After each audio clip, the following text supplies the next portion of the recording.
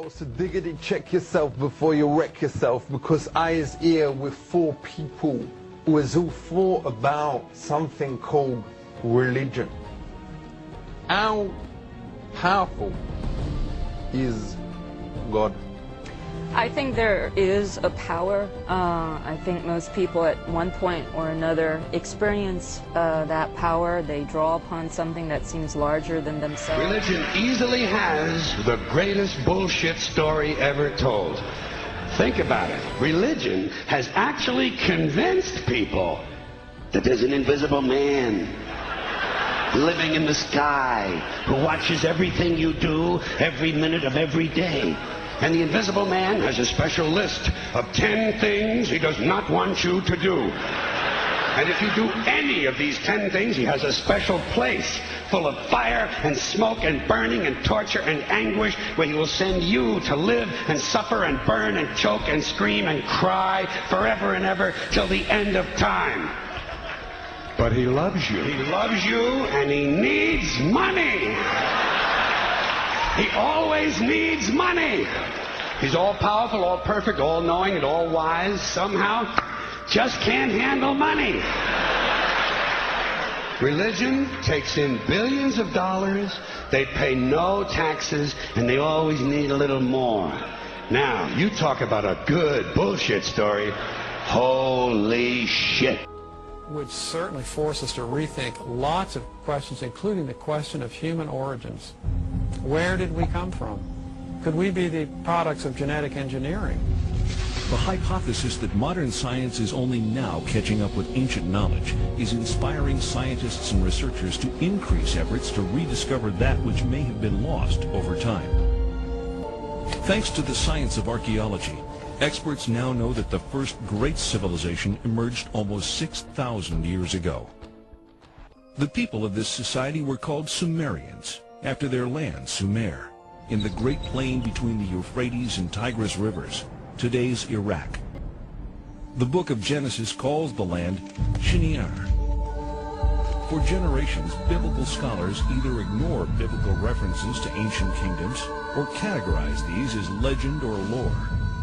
Through the study of historical relics and the translation of ancient languages, many biblical researchers now believe that the previously questioned Old Testament references are indeed historically authentic accounts of flourishing, advanced cultures. I tried to believe that there is a God who created each of us in his own image and likeness, loves us very much, and keeps a close eye on things. I really tried to believe that, but I gotta tell you, the longer you live, the more you look around, the more you realize something is fucked up. Something is wrong here. War, disease, death, destruction, hunger, filth, poverty, torture, crime, corruption, and the ice-capades. If this is the best God can do, I am not impressed. Results like these do not belong on the resume of a supreme being.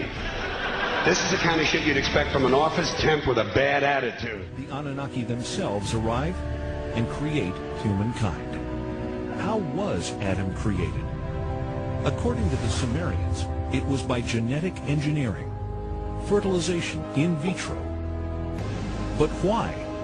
Sumerian documentation suggests the Anunnaki create humanity to assist in mining African gold. Judaism, Christianity, and Islam, the 3 great Western traditions, religious traditions, are all founded on the idea that there's something special about human beings.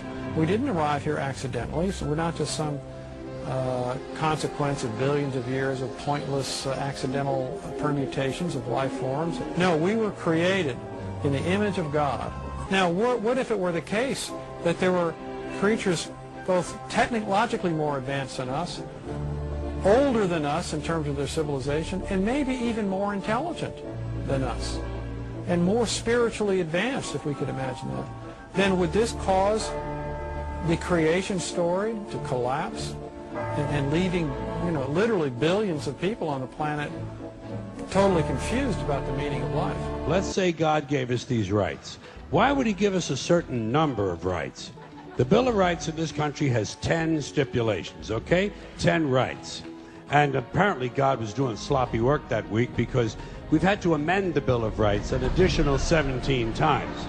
So God forgot a couple of things like slavery, just fucking slipped his mind.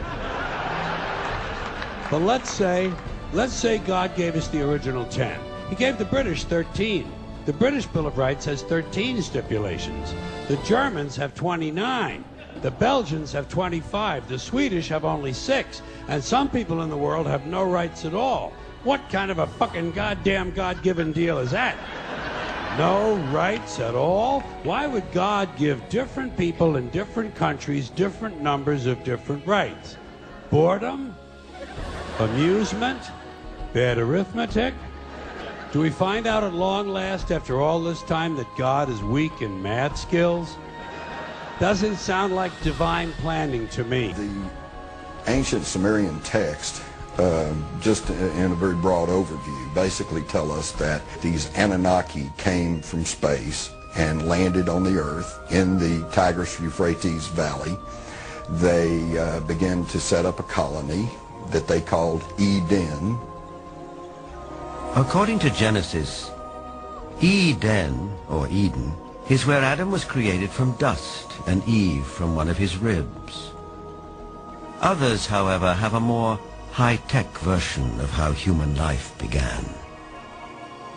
In time, needing manpower, needing workers, jumped the gun on evolution using genetic engineering. They took the Anunnaki, mixed that with a primitive humanoid, probably one of these primitives that we are now finding archaeological remains of in Africa, and they produced a hybrid which eventually became Cro-Magnon or modern man. Why does swearing to God mean you're going to tell the truth? Wouldn't affect me. If they said to me, you swear to tell the truth, the whole truth, and nothing but the truth to help you God, I'd say, yeah. I'll tell you about as much truth as the people who wrote that fucking Bible. How do you like that? Swearing on the Bible is just one more way of controlling people and keeping them in line, and it's one more thing that holds us back as a species.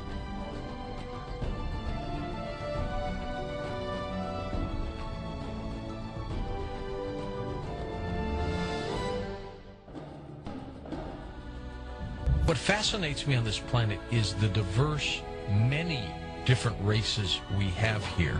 Is it because of environment and locale, or are these all, I've always thought about this, are these all various sex races from other extraterrestrials that have been here and, you know, they've manipulated in their own image?